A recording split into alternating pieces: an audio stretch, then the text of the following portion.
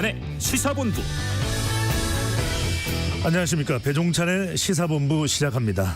이른바 스타 장관들의 행보가 연일 조명받고 있습니다. 어제 대전을 찾은 한동훈 법무부 장관은 여의도 사투리가 아닌 5천만의 문법을 쓰겠다고 말해서 주목을 받았는데요. 원희룡 국토교통부 장관도 가장 센 상대와 붙고 싶다고 말하면서 이재명 민주당 대표와 인천 계양을 해서 맞대결할 가능성이 점쳐지고 있습니다. 김기현 국민의힘 대표가 띄운 슈퍼 빅 텐트론과 불씨가 꺼지지 않고 있는 비대위설까지 여권 내 정치 현안들 보수의 품격에서 김용남 전 의원과 함께 이야기 나눠보겠습니다. 최근 지방경찰청장을 지낸 전직 치안감이 하남 검단산 인근에서 숨진 채 발견됐죠. 이른바 검경 사건 브로커 의혹과 관련해서 검찰의 수사망에 오른 상태였다고 하는데요. 거론되는 관계자만 수십 명에 달하는 이번 사건 본부에서 자세히 살펴보겠습니다. 11월 22일 수요일 배종찬의 시사본부 지금 출발합니다. 1부 마지막에 듣는 노래 디저트송 신청도 기다립니다. 오늘 듣고 싶은 노래 있으시면 문자 샵 9730으로 자유롭게 보내주시고요. 짧은 문자 50원, 긴 문자는 100원입니다. 선정되신 분께는 간식 쿠폰 보내드리니까요. 많은 참여 부탁드립니다. KBS 1라디오의 모든 프로그램은 유튜브에서도 함께할 수 있습니다. 구독, 좋아요, 댓글 많이 부탁드립니다.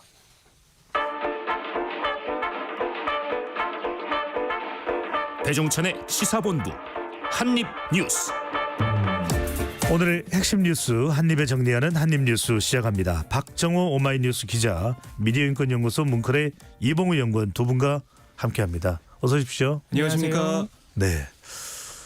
자고 일어나면 또 뉴스가 쏟아지고 요즘 참 뉴스가 많아서 뉴스 들어가기 전에 가급적이면 시간 절약을 좀 해야 될 것 같습니다. 네. 바로 관련 뉴스로 가봅니다. 자, 북한 관련 소식부터입니다. 어제 북한이 3차 군사 정찰 위성을 발사할 것이라고 전해드렸는데 통보한 시간보다도 더 빨리 발사를 했네요. 무슨 이유도 있을 것 같은데요. 네, 이게 이제 철산군의 서해위성 발사장 이제 날씨 때문에 좀 일찍 발사했다 이런 관측도 나오고 있는데 어쨌든 예고했던 원래 오늘 0시부터 다음 달 1일 0시 사이에 인공위성을 발사하겠다라고 예고를 했는데 그걸 좀 깨고 기습 발사한 셈이 됐어요. 네. 이 정찰위성 만리경 1호를 신형위성 운반 로켓 천리마 1형에 탑재해 성공적으로 발사했다라고 북한이 오늘 새벽에 보도를 했습니다. 이게 지난 8월 24일 2차 발사 실패 이후 89일 만에 발사를 한 건데 북한이 지난 5월 8월 1, 2차 발사 때는 발사 직후에 추락해서 실패했다. 이렇게 바로 얘기를 했습니다. 근데 이번에는 북한 매체들이 성공적 발사했고 궤도에 정확히 진입을 했다. 이렇게 얘기를 하고 있어요. 김정은 국무위원장이 현지에서 발사를 참관한 걸로도 보도가 되고 있는데 이번 발사뿐만이 아니고 올해 말에 열릴 것으로 예상이 되는 당 중앙위원회 전원회의에서 빠른 기간 내에 여러 개의 정찰 위성을 또 추가 발사할 계획 이것도 수립할 걸로 보이기 때문에 북한이 이번 발사 이후에도 계속해서 정찰 위성을 계속 쏘아 올리겠다 이런 입장을 가지고 있는 것 같습니다. 하지만 북한은 정찰 위성 발사가 성공적이었다 이렇게 얘기를 하고 있지만 한미당국은 성공 여부에 대해서는 밝히지 않고 있거든요. 사실 이 정찰 위성 발사 성공 이거는 위성이 예정된 궤도에 진입하는 게 끝이 아닙니다. 그러니까 지상 기지국가 신호 송수신이 정상적으로 되는지 또 지상을 촬영한 사진과 영상도 발신돼야 되는데 이걸 판단하는 데 시간이 걸리는 거죠. 그리고 북미 항공우주방위사령부 여기서는 새로운 물체가 우주에 진입하면 몇 시간 안에 관련 정보를 발표하는데 오늘 오전에 뉴스를 보면 현재 북한 정찰위성에 대한 정보는 나오지 않고 있습니다. 계속 한미 당국이 판단하고 있는 것이고요. 그리고 또 하나는 설사 궤도에 정확하게 진입을 하더라도 초기 운영을 통해서 태양 전지판을 펼쳐서 배터리 충전을 또 해야 되고 또 위성의 여러 가지 지상 관제소 지향하는 모습이나 통신이나 이걸 계속 봐야 되기 때문에 아직은 정확히 판단할 수 없다. 일단 성공했다는 것은 북한의 주장뿐이다. 이렇게 보시면 되겠습니다. 우리 정부와 여야는 이번 발사에 대해서 강력하게 규탄하고 있는데요. 탄도미사일 기술 사용을 금지한 유엔 안보리 대북 결의안을 위반한 거거든요. 여기에 대해서 한 목소리로 우리는 비판하고 있고 미국과 유엔도 국제사회도 규탄에 나서고 있습니다. 근데 뭐 새로운 제재가 있을 거다 뭐 이런 건 좀 어떻게 보면 불확실한데 왜냐하면은 유엔 안보리에 보면은 중국과 러시아가 있기 때문에 북한이 이번 위성 발사한 것에 대해서 러시아의 기술이 들어갈 수 있다 이런 관측이 나오고 있는 상황에서 러시아가 또 추가 제재에 합의 안 할 수가 있거든요. 그래서 추가적인 유엔 제재는 잘 모르겠지만 어쨌든 강력한 국제사회의 비판에 북한이 직면해 있다 이렇게 보시면 되겠습니다. 그렇군요. 북한이 이 정찰 위성 발사를 하게 되면 국내에서는 또 어떤 정부는 조치를 취할 것이다 예고를 한 상태였는데 실제로 예고한 대로 9.19 군사합의 일부 효력이 정지가 되는 거죠. 네, 북한이 이 정찰 위성을 발사를 강행하자 정부가 오늘 오전에 한덕수 총리가 주재하는 임시 국무회의를 열고 9.19 군사합의 효력 일부 조항의 효력을 정지하는 안을 의결을 했습니다. 이 대상이 된 조항은 군사 분계선 일대 비행금지 구역을 설정한 군사합의 제1조 3항이 정지가 된 것이고요. 지금 영국에 있는 윤 대통령이 곧바로 이 정지안을 재가를 하면서 효력이 정지됐다고 보면 되겠습니다. 이 남북 간의 군사합의 효력 정지 같은 경우에는 우리 국무회의 심의 의결을 거쳐서 북한에 통보하는 절차로 일단 정지가 가능하게 돼 있고 또 우리 법 중에 이 남북관계발전법에 보면 남북이 협의한 어떠한 사항도 국가안보를 포함해 중대 사유가 발생할 경우에 남북 합의의 전체 또는 일부를 정지할 수 있다. 이런 또 법 조항이 있어요. 그래서 네. 이에 따라서 지금 우리 정부는 일부 조항을 효력을 정지했다는 입장이기 때문에 말 그대로 정지가 됐다고 보면 되겠습니다. 비행금지 구역을 설정한 조항을 효력 정지를 했기 때문에 앞으로 이 접적 지역에 북한과 맞댄 지역에서 아마도 이 비행 감시 정찰을 다시 복원할 것이다. 이게 확실시되고 있고 오늘 국방부도 조금 전에 기자회견을 열어서 그러한 포부를 또 밝혔습니다. 허태근 국방부 국방정책실장이 북한의 이번 정찰위성 발사는 그동안 북한이 남북이 체결했던 다수의 합의 그리고 9.19 군사 합의를 의도적으로 반복적으로 위반해서 유명 무실화시켜왔다는 것을 다시 한번 입증한 것이라면서 9.19 군사 합의로 그동안 비행금지 구역 설정으로 북한의 도발 징후에 대해서 우리의 감시 정찰이 제한되어 있었는데 이것으로 복원할 수 있게 됐다고 밝혔습니다. 다만 저희가 계속 말씀드렸지만 이 남북 군사 합의 폐기 일부 조항 효력 정지는 여전히 계속해서 우려가 있는 상황입니다. 그 북한의 더 큰 도발의 빌미를 제공할 수 있다는 점 이미 우리가 미국하고 일본하고 이 정찰 감시 능력 특히 위성까지 이용하는 그런 감시 정찰 능력이 사실 압도적이기 때문에 사실 북한이 더 제한되는 부분이 많은데 이 북한을 압박할 수 있는 수단을 우리가 스스로 버리는 것 아니냐 이런 우려점들은 여전히 남아 있습니다. 알겠습니다. 영국에서 바로 이 9.19 군사 합의의 부분적인 효력 정지에 대해서 재가를 했었는데 바로 영국으로 가봅니다. 영국을 국빈 방문 중인 윤석열 대통령 공식 환영식에 참석을 했고요. 찰스 국왕입니다. 3세와 함께 황금 마차를 타는 등 최고 수준의 예우를 받고 있네요. 네, 윤 대통령이 어제 영국 도착해서 동포들과의 만남 이후에 공식 환영식에 참석을 했는데 말씀하신 것처럼 찰스 3세 국왕의 환대를 받았고요. 사실 찰스 3세의 5월 대관식 이후 초청한 첫 국빈이에요. 영국이 1년에 한 2번 정도 국빈을 맞이하는 걸 보면 그만큼 윤 대통령이 최고 예우를 받았다 이런 평가가 나오고 있습니다. 버킹엄 궁까지 마차 행진, 왕실 근위대 사열 같은 그런 의전도 수반이 됐는데 이 공식 환영식의 하이라이트 어떻게 보면 영국 왕실의 상징인 황금마차 행진이었다라고 볼 수가 있겠습니다. 윤 대통령은 찰스 3세 국왕과 함께 백마가 끄는 황금색 왕실 마차에 탑승을 했고 마차에는 통역만 대동하고 있어서 한동안 대화가 이루어졌고요. 김건희 여사는 커밀라 왕비와 함께 두 번째 마차를 타고 뒤따랐고 우리나라 공식 수행원을 포함해서 총 7대의 마차가 행진을 했습니다. 그러니까 오찬 장소 버킹엄 궁까지 이어지는 이 더몰거리 1.6km가량을 이동을 했고요. 행진 중에는 애국가가 또 연주가 됐어요. 이후 국빈 오찬과 선물 교환 이어졌는데 만찬에서 찰스 3세가 영어로 번역한 윤동주 시인의 바람이 불어의 한 구절을 낭송하면서 전후의 참담한 이 상황을 딛고 일어난 대한민국 국민들은 기적을 이뤘다라고 환영사를 했고요. 또 한국어로 이 영국에 오신 것을 환영합니다. 이렇게 또 인사를 하기도 했어요. 이렇게 우리 이재용 삼성전자 회장을 포함해서 한국 측 30명과 영국 왕실 정부 요인 등 170여 명이 함께 참석하는 만찬이 진행됐는데 블랙핑크 멤버들도 함께 참석해서 이 소식이 또 화제를 모으더라고요. 눈길을 끌었습니다. 네. 그러니까 그만큼 K-팝 스타들이 많은 사랑을 받고 있다 이렇게도 볼 수가 있겠고요. 이 찰스 3세도 영국에 데니 보일이 있다면 한국에는 봉준호가 있고 제임스 본드에는 오징어 게임이 있으며 비틀즈의 레디비에는 BTS의 다이너마이트가 있다. 이렇게 문화 발전 수준도 높게 평가하는 그런 말이 있었기 때문에 네. 이런 문화적인 면도 좀 많이 보고 있는 게 아니냐 이런 생각이 들었고 또 윤 대통령도 섹스피어의 작품을 인용해서 영국 나의 벗이여 영원히 늙지 않으리라 이런 건배사로 화답을 했습니다. 네. 자, 윤석열 대통령이 또 영국 의회를 방문했습니다. 의회의 이 시작이 바로 영국 의회라고 해서 의회의 어머니 이런 평가까지 받는 영국 의회인데 영어로 연설을 했습니까? 영어로 연설했습니다. 네. 연설문 제목은 도전을 기회로 바꿔줄 양국의 우정이라는 제목으로 영어 연설을 했고요. 방금 말씀하신 대로 윤 대통령이 직접 영국 의회를 향해 의회의 어머니라고 이렇게 명칭을 하고 또 영국의 산업혁명 등 역사를 언급하면서 영국이 세계 역사에 미친 영향력이 상당하다 이렇게 칭송하기도 했는데 이번 윤석열 대통령의 영국 의회 연설에서도 역시 양국 간의 이 안보 방위 협력 부분을 굉장히 강조를 했어요.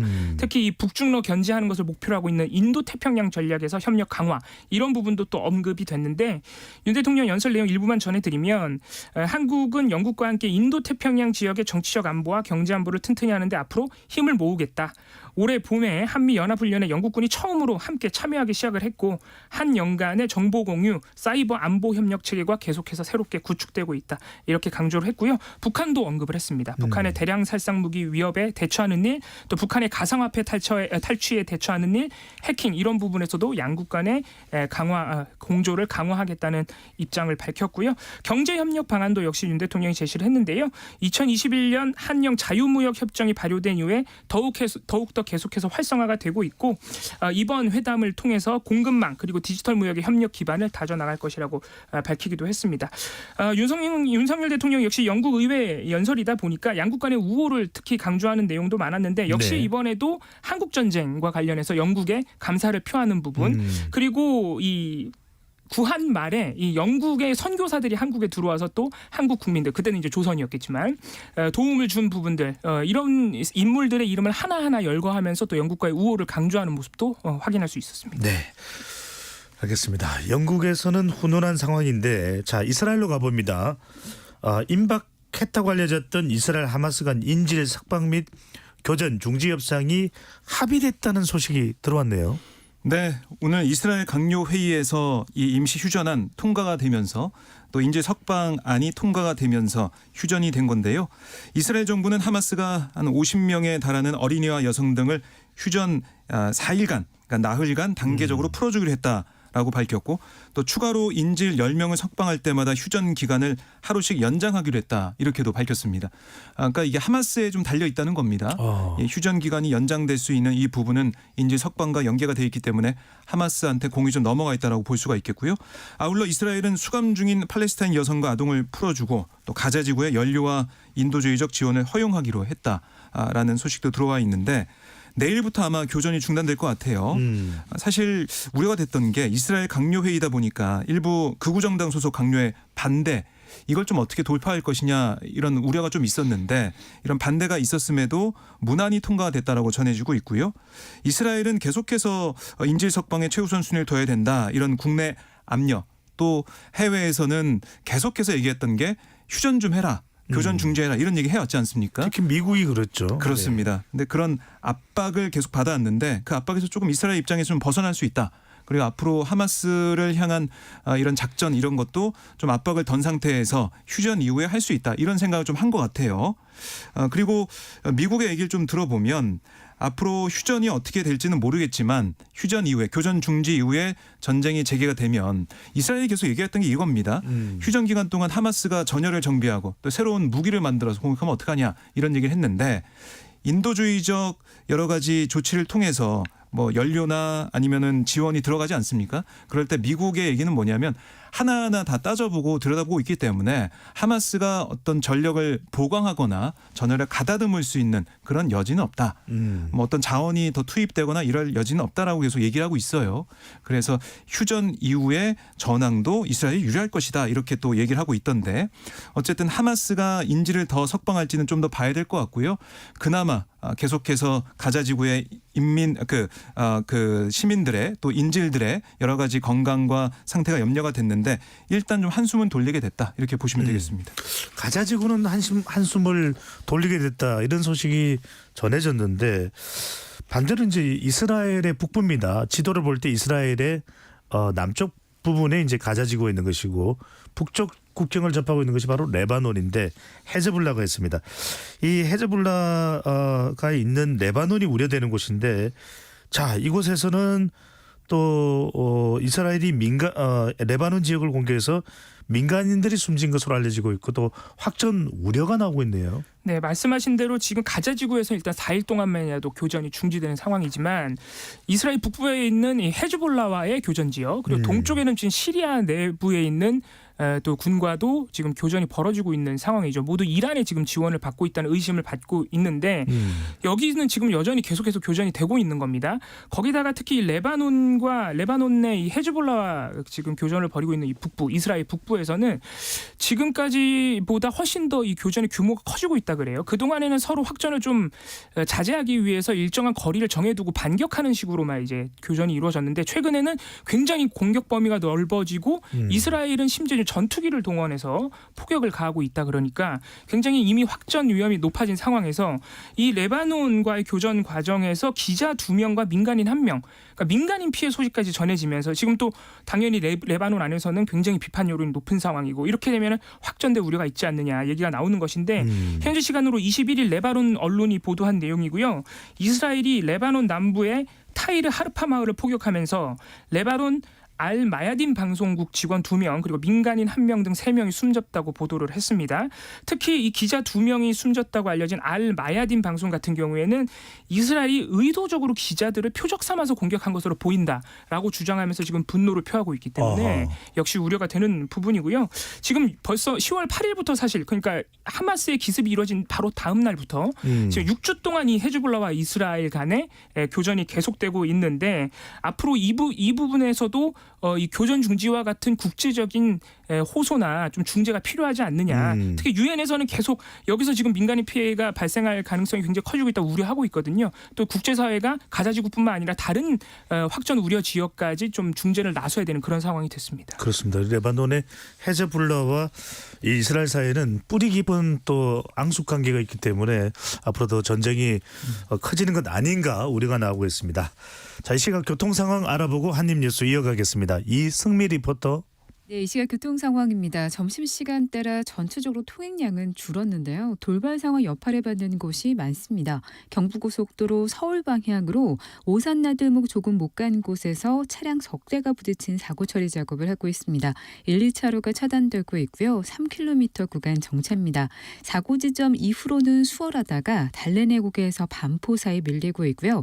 중부고속도로 하남 방향으로 일죽에서 사고 났습니다. 2km 구간에서 속도를 거의 못 내고 있는 상태고요. 중부 내륙고속도로 양평 방향으로는 선산 부근에서 2차로 막고 화물차 관련 사고 처리 작업을 하고 있습니다. 김천 분기점에서 선산까지 5km 구간 정체되고 있고 중앙고속도로 지선 양산 방향으로는 양산 분기점 2차로에서 고장난 화물차 처리 작업을 하고 있습니다. 부근 3km 구간 막힙니다. KBS 교통정보센터였습니다.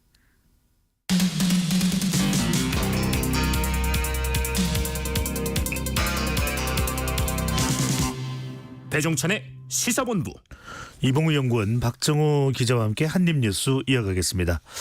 어제 우리 방송에서 최강욱 전 더불어민주당 의원의 이 암컷 발언 말씀드렸는데 상당히 민주당 내부에서 논란이 되고 있다라고 뉴스를 전해드렸는데 이재명 민주당 대표가 부적절한 은행에 대해서는 관용 없이 엄정하게 대처하겠다.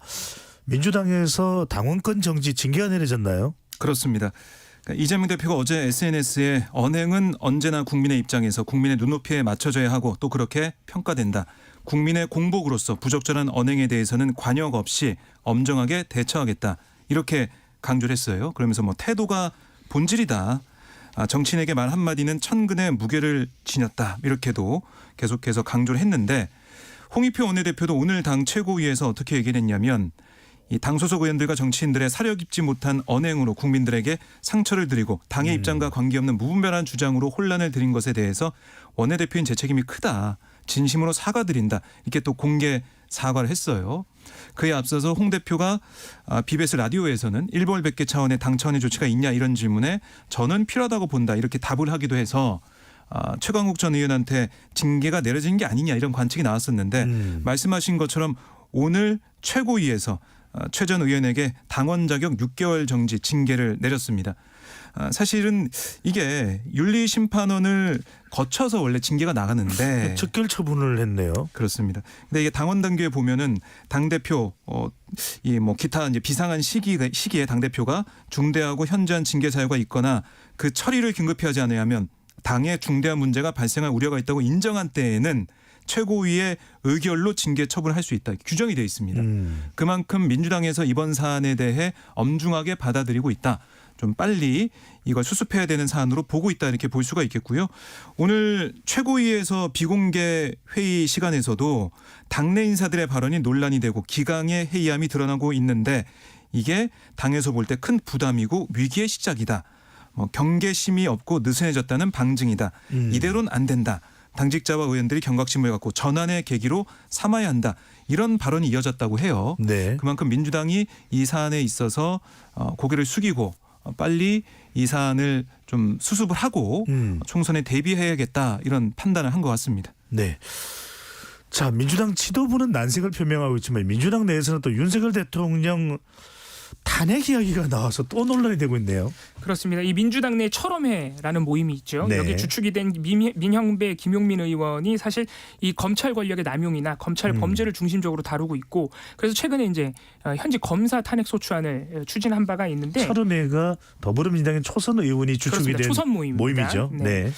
그런데 19일 민영배 의원의 이 북콘서트에서 민영배 의원과 김용민 의원이 이 처음으로 공식적으로 윤석열 대통령 탄핵을 추진해야 된다는 의사를 밝힌 것입니다. 김용민 의원이 윤석열 대통령 탄핵안을 발의해서 반윤연대를 형성해야 한다. 반윤연대를 형성할 수 있는 행동을 민주당이 먼저 보여줘야 되지 않나 생각한다. 이렇게 얘기를 했던 것이죠. 그리고 이에 대해서 이 지도부인 장경태 최고위원도 어제 20일에 SBS 라디오에 나와서 네. 일단 당에서 검토한 바는 없고 논의 예정이 없기는 한데 대통령이 지금 탄핵 사유를 조금 쌓고 있다고 본다. 그러면서 더 이상 그런 탄핵 사유를 쌓지 말아야 한다. 강경 기조가 현 정부의 무능 기조보다는 낫지 않느냐 그러면서 어느 정도 또 공감하는 발언을 하면서 이게 또 논란이 조금씩 나오기 추가 시작했고요. 논란이 됐겠군요. 특히 어제 송영길 전 대표가 CBS 라디오에 나와서 총선에서 200석을 만들어 윤 대통령을 탄핵할 수 있는 의석을 확보해야 한다. 이렇게 얘기를 했습니다. 이게 어떤 말이냐면 민주당이 이 비례신당과 진보정당 등과 세를 규합하면 200석을 넘길 수 있기 때문에 그럼 윤석열 대통령 탄핵도 실제로 가능하지 않겠느냐 이런 취지의 주장인데요.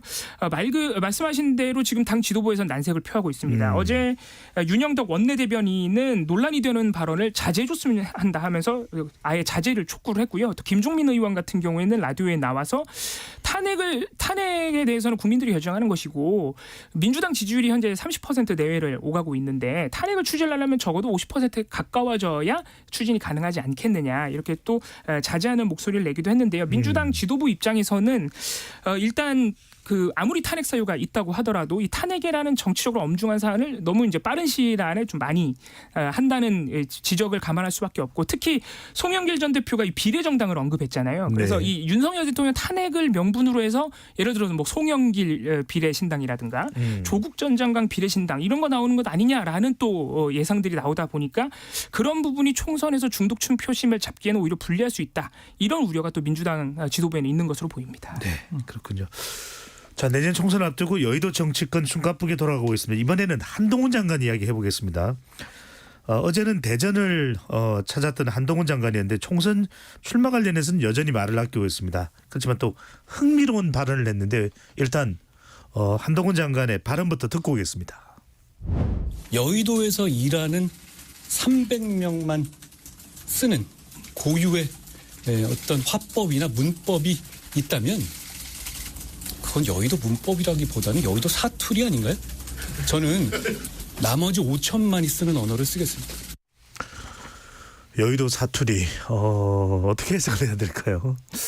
네, 뭐 이 발언을 보면은 사실상 총선 출사표 던진 게 아니냐. 지금 국회에 있는 국회의원들 사실상 뭐 비판을 한 셈이 됐거든요. 그래서 국민들의 뜻을 온전히 반영하고 받아들이는 그런 역할을 하겠다. 이렇게 또 얘기를 했어요. 그러니까 지난 17일 대구에서 대구 시민들을 존경한다라고 해서 얘기하면 볼 때는 대구 지역에 출마할 것 같기도 했고 또 어제 대전에서의 발언을 보면은 비례대표로 전국 선거를 지휘하나 이런 생각도 들고 여러모로 발언 하나하나가 선과 좀 연계가 돼서 해석이 되다 보니까 관심이 점점 더 뜨거워지고 있는 상황이고 또 금요일에는 울산에 갑니다. 네. 그러다 보니까 어제 얘기하신 것처럼 동운여 지도 그 대동여 지도와 한동훈 장관의 합성어 동운여 지도가 등장해서 인터넷 커뮤니티에 한동훈 장관이 방문한 그 지역이 표시가 된 지도까지 등장을 했는데 그만큼 팬들 지지층이 결집을 하고 있는 게 아니냐 이렇게 보이는 것 같아요. 그렇게 현상이 좀 나타나고 있는 것 같고 또 민주당의 검사 탄핵 추진에 대해서 어제 한동훈 장관이 어떤 얘기도 했냐면 이재명 대표가 탄핵 남발에 대한 언론 질문에 국토균형 발전이라고 답하는 것을 봤는데 민주당과 이재명 대표가 이 질문을 그런 식으로 퉁치지 말고 제대로 답을 해야 된다. 또 이어서 이제 경기도지사 시절 법인카드 유용 의혹을 받는 이 대표를 겨냥한 듯이 만약에 어떤 고위공직자가 공직생활 내내 세금 빼돌려서 샴푸를 사고 가족이 초밥과 소고기 먹었다면 탄핵 사유가 된다고 생각한다. 이렇게 좀 비꼬는 모습도 보였거든요. 그만큼 정치권을 향한 거침없는 이 발언, 화법을 선보이면서 좀 정치권으로 총선 출마로 한 걸음 한 걸음 다가가고 있는 게 아니냐 이런 평가가 나오고 있습니다. 네. 국민의힘 김기현 대표도 한동훈 장관 총선 역할론 또 부인하지 않을 정도 이야기를 하고 있는데 앞으로 또 한동훈 장관 행보 계속 될 테니까 한입뉴스에서 더 자세히 다뤄보도록 하겠습니다. 자, 이번에는 이 지난주에 발생을 했던 행정망 마비 사태 관련입니다. 3일간 정부 행정전산망이 초유의 먹통 사태를 일으켰는데 국민의힘에서 원인과 대책을 내놨는데요. 국민의힘 윤재욱 원내대표의 발언부터 듣고 오겠습니다. 거듭되는 국가 전산망의 마비는 특정 정부의 잘못이라기보다는 2004년 전자정부의 도입 이래 역대 정부에서 누적된 문제의 결과로 보입니다. 전문가들이 공통적으로 지적하고 있는 첫 번째 문제는 대기업의 공공 소프트웨어 사업 참여 제한입니다. 대기업과 중소기업의 기술 격차가 줄어들지 않았고 중소업체가 구축한 공공전산망은 이따금 마비 사태를 일으켰습니다. 정부의 조달 체계에 대해서 근본적으로 좀 검토하자 이런 의견으로도 이해할 수 있겠는데 대기업의 공공 소프트웨어 사업 참여 제한이 원인이 됐을 수도 있다. 어떻게 해석을 해야 될까요? 네, 윤재욱 원내대표 발언을 지금 방금 들으신 발언을 종합해보자면 딱 두 가지인데요. 일단 원인은 우리 정부에만 있는 것은 아니고 역대 정부에서 이런 문제가 누적되지 않았겠느냐 이렇게 진단을 한 거 하나랑 이제 대책으로 그동안 지금 현행법상으로 이 대기업이 지금 현재 국가가 발주하는 이런 소프트웨어 사업, 시스템 통합 사업에 참여를 못하게 돼 있습니다. 왜냐하면은 현행법상 그 현행 소프트웨어 진흥법상 중소기업 업체들을 지원하기 위해서 네. 자산총액 5조 이상의 대기업들은 국가기관 발주하는 소프트웨어 사업에 참여할 수 없다 명시가 돼 있기 때문에 이 법 때문에 대기업이 이런 중대한 행정망 관리 사업에 참여하지 못하다 보니까 이런 일이 발생했으니 그 대책으로는 대기업도 이제 참여하게 해줘야 된다. 기술력이 좋으니까 이렇게 얘기를 한 것인데요. 문제는 이 부분에 대해서 지금 정부 내부는 물론이고 이 시스템 통합이나 소프트웨어 관련 업계에서도 좀 이해할 수 없다는 반응이 나온다는 것인데 일단 첫 번째는 이 3일간의 먹통 지금 사실 오늘도 일시적으로 이 그 주민등록 서비스에서 장애가 발생했다가 지금 복구된 것으로 또 알려지고 있어서 여전히 불안정이 있는 상황이고 그리고 네트워크 장비가 문제라 그러는데 네트워크 장비가 왜 어떤 문제를 일으켰는지는 지금도 조사 중이거든요. 그러니까 정부가 사태에 대처에 있어서 안내와 사과도 늦었고 지금 원인 파악도 안 되는 상황에서 갑자기 중소기업 기술력을 탓하거나 역대 정부로 언급하는 것은 조금 무책임해 보일 수 있다라는 우려가 하나 있고요. 그리고 이런 네트워크 이런 그 행정망 문제 같은 경우에는 네트워크 장비 교체 그리고 업데이트 그리고 정부의 빠른 어떤 그 상시적인 모니터링 이런 부분이 있으면 되는 일이기 때문에 정부가 잘했으면 되는 일이다. 중소기업의 기술력 문제가 아니다라는 지적도 지금 심지어 과기정통부 안에서도 지금 그런 문제 제기가 있다고 하고요. 또 업계에서도 정부 역량이 떨어진다는 걸 보여준 사안인데 이런 상황에서 대기업 보고 하라 그러면 과연 하겠다는 기업이 있겠느냐 이런 볼멘 소리가 나오고 있는 상황이라 당장 일단 원인 파악부터 하고 지금 매뉴얼도 없다 그래요. 이렇게 행정망 마비가 됐을 때 매뉴얼도 없다는 게 이번에 밝혀졌기 때문에 그런 부분부터 정부가 차근차근 신경 써야 되지 않겠느냐 이런 지적이 나오고 있습니다. 그러네요. 진단부터 먼저 해야 될 것이다라는 이제 지적이 나오는 건데 자 완전하게 아주 완벽하게 해결됐다고 보기는 또 어렵습니다. 그런 상황에서 주무부처 장관 이제 이상민 장관이 윤석열 대통령 영국 순방길에 동행했는데 이에 대해서 더불어민주당 강선우 대변인의 발언인데 좀 비판 내용입니다. 먼저 듣고 오겠습니다. 디지털 재난을 제대로 수습조차 하지 못하고 다시 해외 출장을 떠날 생각이 듭니까? 책임을 회피하려 도망간 꼴입니다. 순방 동행보다는 조금 사태 수습 쪽에 무게를 더 써야 되는 건 아니냐. 네. 이런 또 지적으로 봐야겠네요. 네, 야당에서는 계속 지적을 하고 있고요. 특히 이제 내일 국회 행안위 현안 질의에서 이번 사태에 대한 현안 질의가 있어요. 그러니까 이 자리에 이상민 장관이 출석을 해서 국민들 앞에 어떤 원인 때문에 이런 일이 발생했고 어떻게 이걸 수습하고 있는지 설명해야 되는데 왜 주무장관이 해외 순방 동행을 했냐 이렇게 지적을 하는 겁니다. 물론 여기에 대해서 행안부 얘기는 뭐냐면 영국 정부의 특별한 초청이 고려가 됐다 이런 얘기를 하더라고요. 그러니까 디지털 협력 양해각서 체결을 영국에서 제안을 했기 때문에 이 일정을 포기할 수 없었다. 갈 수밖에 없었다. 이렇게 얘기하고 있는데 근데 오늘도 시스템이 불안정한 모습을 보이고 있는 상황에서 주무장관이 또 없다 보니까 야당에서는 또 비판을 할 것 같습니다. 네. 자 경제 이슈 정책 이슈 하나 더 살펴보고 한입뉴스 마무리를 하겠습니다. 자 정부가 의대 정원 언제 발표하느냐 언제 발표냐 기다려왔는데 드디어 발표가 됐습니다. 자 정부의 수요조사 의원 의대 정원학대 수요조사 결과 발표 내용은 어떤지 또 대한의사협회 등 의사단체들 반발 내용도 함께 묶어서 설명을 해 주시죠. 네, 어제 드디어 보건복지부가 수요조사 결과 발표했습니다. 전국 40개 의대를 대상으로 한 조사 결과고요.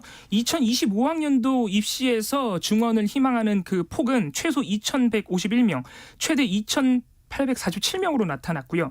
2030년도 희망 증원폭은 2,738명에서 최대 3,953명. 그러니까 거의 2배를 늘려달라는 지금 의대들의 요구가 있는 것입니다. 이게 정부가 예상했던 1,000명을 훨씬 뛰어넘는 것이고 물론 이게 바로 반영되는 건 아닙니다. 여러 가지 절차, 추가적인 수요조사, 현장조사 있고요. 어제 의사협회가 곧바로 긴급 기자회견을 열고 2020년보다 더 강경한 투쟁에 나설 것이라고 또 경고를 해놓은 상황입니다. 네, 이 상황도 지속될 테니까 앞으로 또 더 확인해서 소개를 해드리도록 하겠습니다. 자 미디어인권연구소 이봉우 연구원 박정호 오마이뉴스 기자와 한입뉴스 함께했습니다. 도움 말씀 잘 들었습니다. 고맙습니다. 감사합니다. 오늘의 디저트송입니다. 4890님 요즘엔 시사 프로 소재거리가 다양하네요. 배종찬 본부장님 고생 많습니다. 감사드리고요. 그러나 정치는 맨날 제자리에서만 빙글빙글 도네요. 어떤 노래가 나올지 예상이 되네요. 나미의 빙글빙글 신청해 봅니다. 네, 모바일 간식 쿠폰 보내드리고요. 나미의 빙글빙글 듣고 돌아오겠습니다.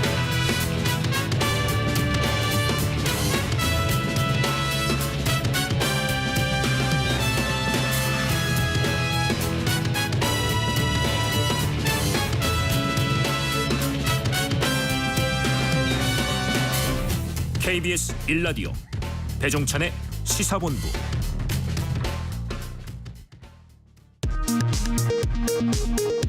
이 시각 라디오 정보센터 뉴스입니다.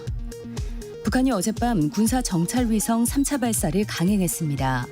우리 정부는 오늘 오후 3시부터 9.19 군사합의 일부 조항의 효력을 정지하기로 했습니다. 미국의 로스앤젤레스급 핵추진 잠수함 산타페함이 오늘 제주 해군기지에 입항했습니다. 더불어민주당이 윤석열 정부를 동물의 왕국에 빗대며 암컷이 설친다고 말해 논란을 일으킨 민주당 최강욱 전 의원에게 당원 자격 6개월 정지 징계를 내렸습니다. 송영길 전 민주당 대표가 민주당 돈봉투 의혹을 부인하며 최순실 태블릿 PC 조작을 언급한 데 대해 검찰이 터무니없는 막말이라고 밝혔습니다. 지금까지 라디오 정보센터 조진주였습니다.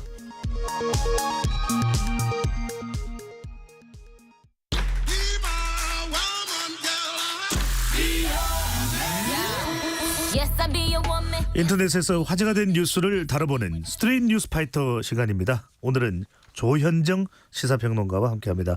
어서 오세요. 네, 안녕하세요. 네, 우리가 점심시간대라서 예. 식사하시면서 우리 방송 청취하시는 분들 네. 많으실 텐데 참 안전 생각들 많이 하실 거예요.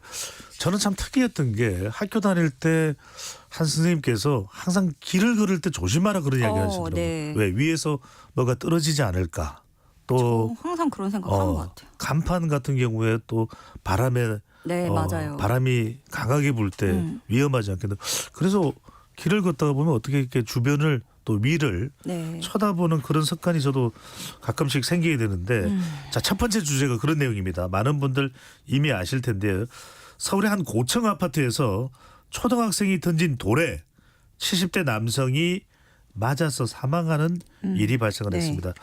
온라인상에서 해당 초등학생의 신상이 확산되면서 2차 피해를 우려하는 목소리도 나오고 있네요. 네, 일단 이 사건은 너무 많이 잘 알려져 있죠. 개요만 살펴보면 지난 17일 오후 4시 30분에 서울 노원구 월계동 한 아파트 단지를 지나던 70대 남성 A씨가 초등학생이 던진 돌에 머리를 맞아 숨졌습니다. 이 돌멩이는 성인 남성 주먹 크기였고 방화문을 열어놓기 위해서 그 땅에 돌이 놓여 있었는데 그걸 주워서 바닥에 던진 것으로 조사가 됐고 여기서 어떠한 고의성이 있는지 어떤 과정이었는지 이런 거는 정확히 조사된 바는 없습니다.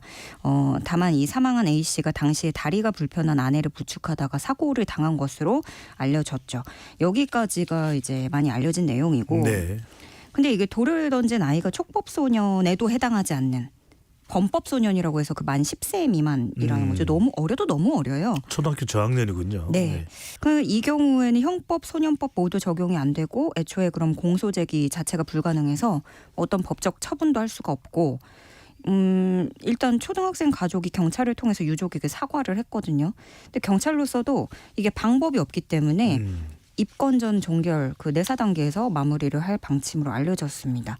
그리고 이제는 이 가해 학생이라면서 신상이 온라인상에 퍼지기 시작하면서 문제가 되고 있는 건데 일단 퍼진 신상이 확실한 정보는 또 아니고요. 옹호하는 반응, 이럴 수 있다. 오죽하면 그러냐 이런 반응과 2차 피해를 우려하는 반응이 역시나 이번에도 크게 엇갈리고 있습니다. 내용들을 살펴보면 자, 만 10세도 안 되잖아요. 지금 9살이라고 하는데 아직 어린 학생을 올바르게 성장할 수 있게 도와야 된다. 라고 편을 드는가 하면 아무리 그래도 사람이 죽었다. 살인을 저질렀으니 강력한 처벌이 필요하다. 이런 강경한 입장이 있고요. 네. 또 반대로 정확한 정보도 아닌데 다른 피해자가 나오면 책임질 수 있겠느냐 하니까 또다시 길 가다 돌 맞아 죽은 분과 유가족만큼이나 억울하고 피해를 보겠느냐 이렇게 맞붙다가요. 만 10세도 안 된 아이가 낙인 찍히는 건 더 위험한 일이다. 이런 우려를 하니까 아무리 어려도 어떠한 불이익도 없이 끝난다면 그래도 되는 줄 알고 큰다.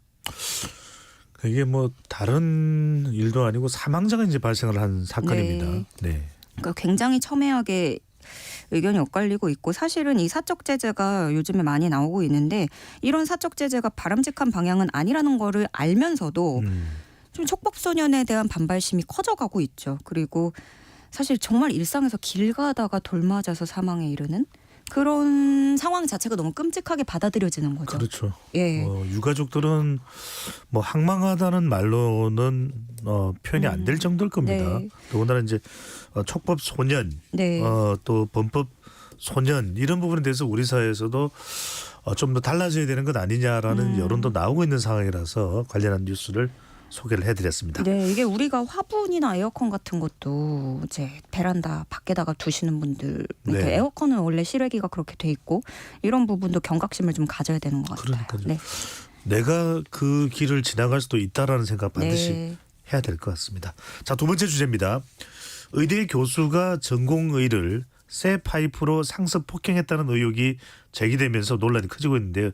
다른 직원과 환자들이 보는 앞에서도 꾸준히 폭행이 이어졌었다고요. 네, 그 자신을 광주 조선대병원 신경외과 4년차 전공이라고 소개한 사람이 인터넷에 글을 올렸습니다.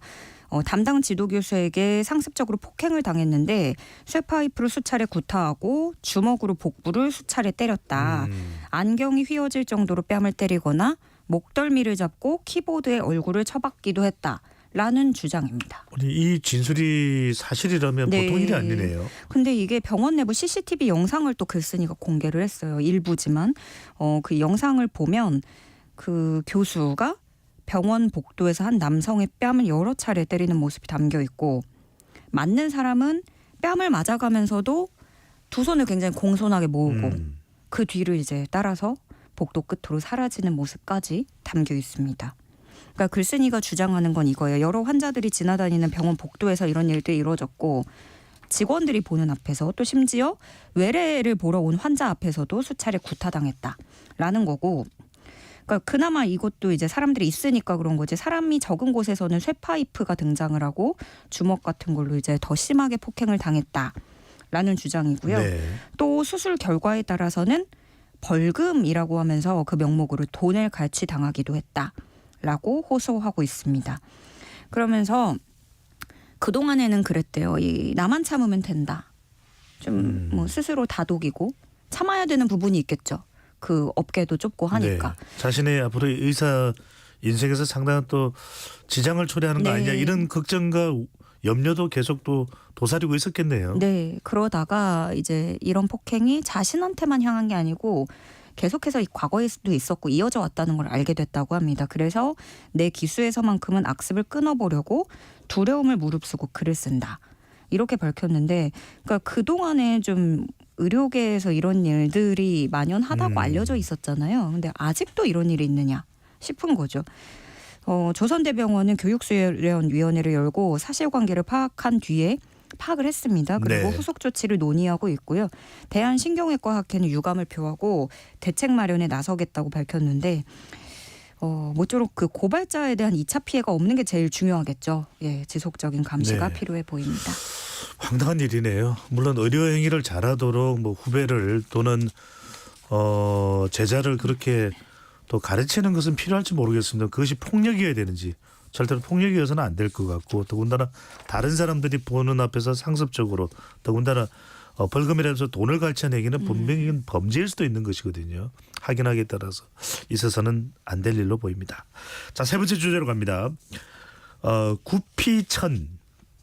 구피천이라는 곳을 들어보셨나요? 경기도 이천시에 있는 전국적인 명소라고 합니다. 언젠가부터 구피가 살기 시작했고 구피천이라는 별칭이 더 유명해졌다고 하는데요. 그 이면에는 인간의 이기심이 자리 잡고 있었다고 하는데 무슨 내용인지 궁금합니다. 구피천. 예. 그 실제 명칭은 죽당천이에요. 이게 경기도 이천시 부발역 인근에 위치한 곳인데 뭐 곳곳에서 동네에서 볼 수 있는 하천입니다.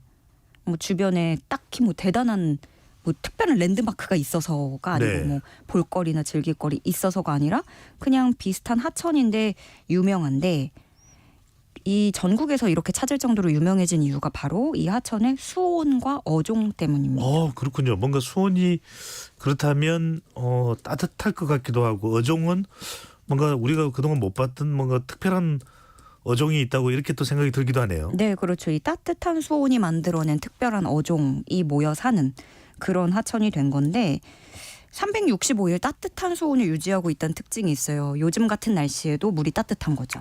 공기는 차가운데 여기 하천에 손을 집어넣으면 물이 따뜻하다는 겁니다. 뭐 온천인가요?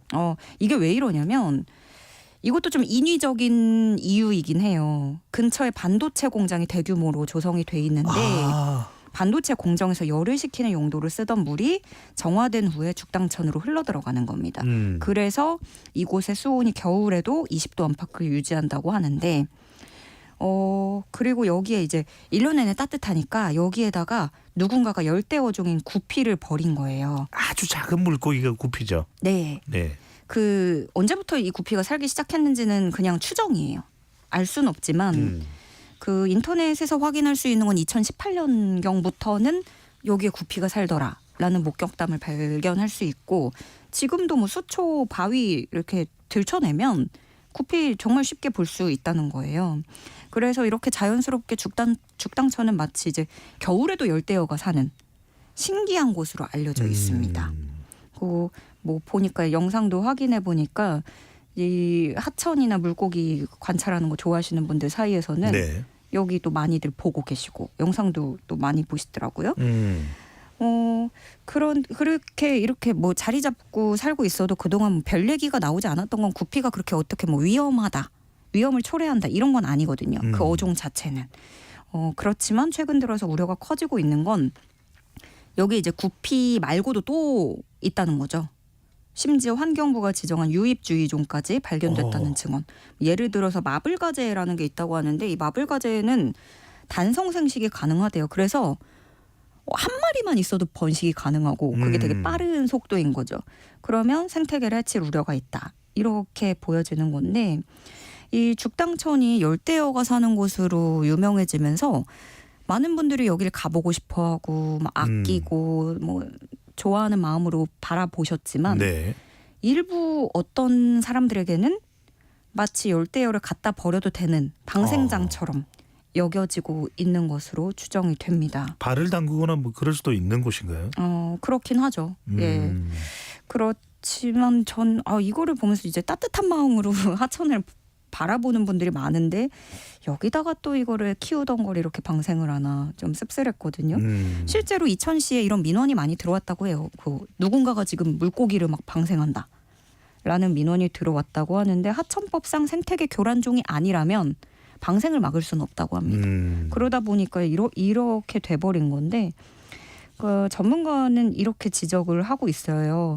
그러니까 앞서서 제가 말씀드렸잖아요. 이 구피 자체는 어떤 부정적인 우려되는 영향은 없어서 그동안 놔뒀다. 그런데 이 전문가가 지적하는 건 하천 물이 열대어가 살 수 있을 정도로 따뜻하다는 거 그 자체. 그리고 외래어종이 서식한다는 자체가 이미 생태계 교란이다. 라는 겁니다. 근데 과거에 경기도 수원에서도 비슷한 사례가 있었다고 해요. 근데 당시에는 이제 뭐 시민단체라든가 이렇게 합의하에 온배수를 냉각해서 내보내는 쪽으로 얘기를 하면서 문제를 해결한 적이 있었다고 또 전문가가 조언을 하고 있는데 이런 방식으로 좀 풀어갈 수 있지 않을까. 왜냐하면 지금 당장 어떤 문제가 없어도 이 전문가들 얘기처럼 어쨌든 우리나라 겨울인데 365일 열대어가 살 수 있다는 것 자체가 어쨌든 거스르는 거잖아요. 좀 볼 필요는 있는 것 같습니다. 또 인위적으로 들어온 따뜻한 물이니까요. 네. 그렇습니다. 생태 교란종이 또 생길 수도 있고 말 그대로 구피천보다는 죽당천의 모습으로 돌아가야 되지 않을까라는 생각을 합니다. 오늘 말씀은 여기까지 듣겠습니다. 지금까지 조현정 시사평론가와 함께했습니다. 잘 들었습니다. 네, 고맙습니다.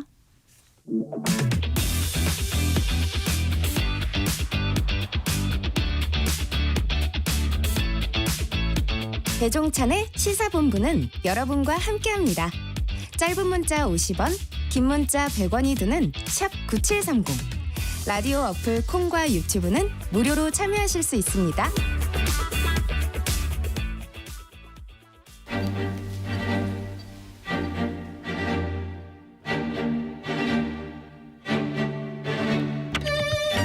보수의 시각으로 정치 현안을 들여다보는 보수의 품격 시간입니다. 오늘은 김용남 전 의원과 함께하겠습니다. 어서 오십시오. 네, 안녕하세요. 김용남입니다. 오늘 좀 품격 있게 해야겠군요. 품격 있게요? 보수의 품격이니까. 네. 코너 이름이. 스스로는 뭐 품격을 갖추고 있다고 생각을 하시는지? 노력하고 있습니다. 예. 네. 배종찬의 시사본부가 상당히 좀 수준이 높은 라디오 프로그램이라는 건 일찍이 알고 계시죠? 예, 수준에 맞춰 드릴게요. 알겠습니다. 네. 자, 서울 강서구청장 보궐선거 이후에 수도권 민심부터 여쭤보겠습니다. 지역구가 또 수원이니까 수도권이라고 볼 수 있겠네요. 그럼요. 수도권의 한 중심에 있죠. 네, 지역구이셨던 곳이 바로 또 경기도입니다.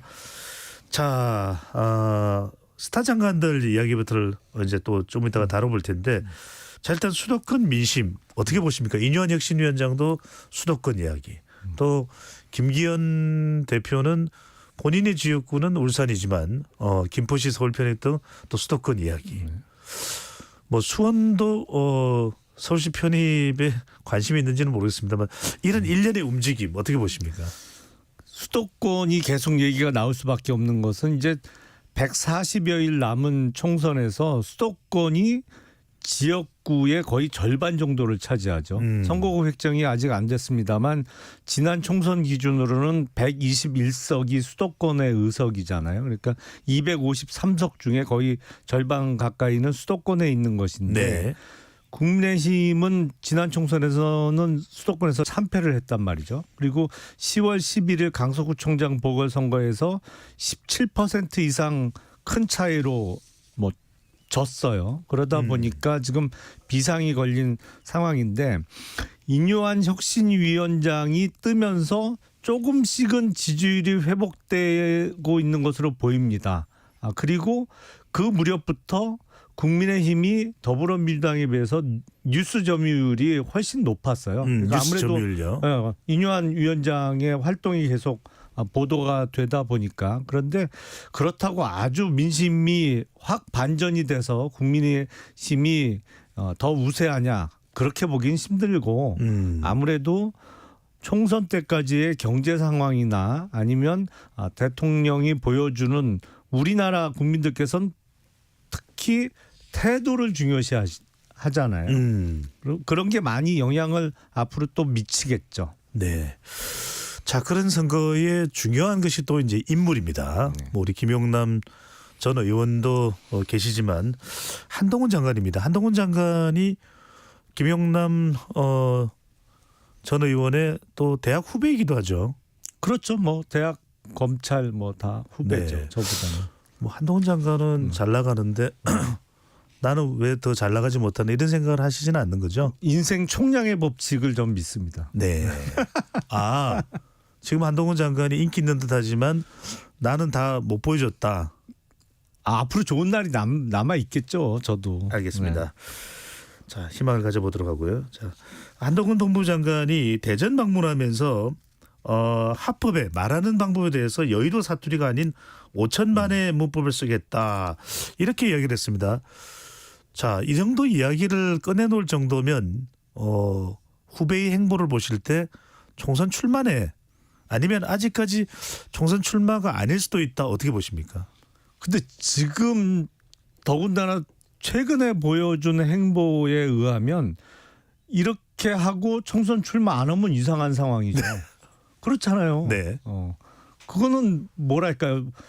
반전이라기보다는 아니 만약에 총선을 안 하면 모양새가 이상해지는 상황까지 왔어요. 이미 그러니까 정치권의 임무는 기정사실화되고 있는 것이 아닌가 싶고 네. 다만 어떠한 역할로 또 어떠한 뭐 지역구가 됐든 비례가 됐든 그거야 나중에 좀 더 지켜봐야겠습니다만 이제는 정치권 입문의 카운트다운에 들어갔다고 봐야겠죠.